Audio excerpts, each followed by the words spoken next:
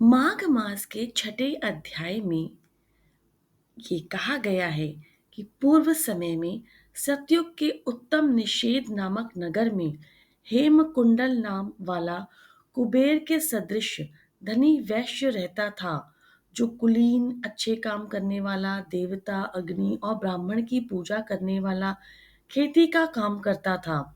वह गौ, घोड़े, भैंसे आदि का पालन करता था।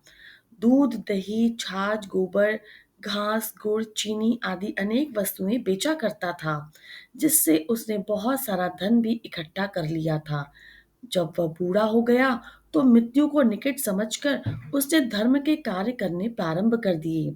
उसने भगवान विष्णु के मंदिर को बनवाया, कुआं, तालाब, बावड़ी, आम, पीपल आदि वृक्ष तथा सुंदर बाग बगीचे लगवाए।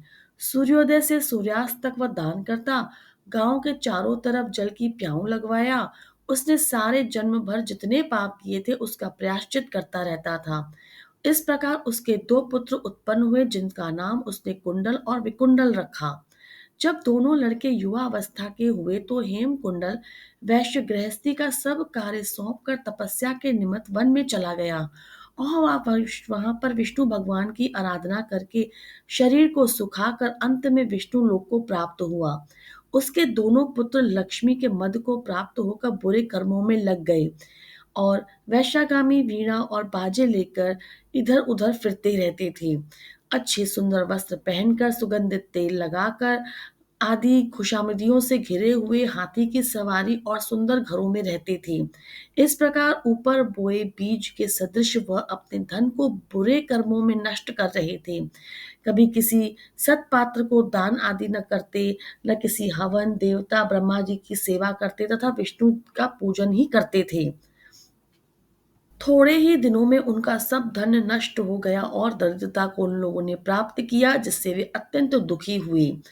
भाई, जन, सेवक, उपजीवी सब इनको छोड़कर चले गए। तब इन्होंने चोरी करना प्रारंभ कर दिया और राजा के भय से नगर को छोड़कर डाकुओं के साथ वन में रहने लगे और वहां अपने तीक्ष्ण बाणों से वन के पक्षी, हिरण आदि पशु तथा हिंसक जीवों को मारकर खाने लगी।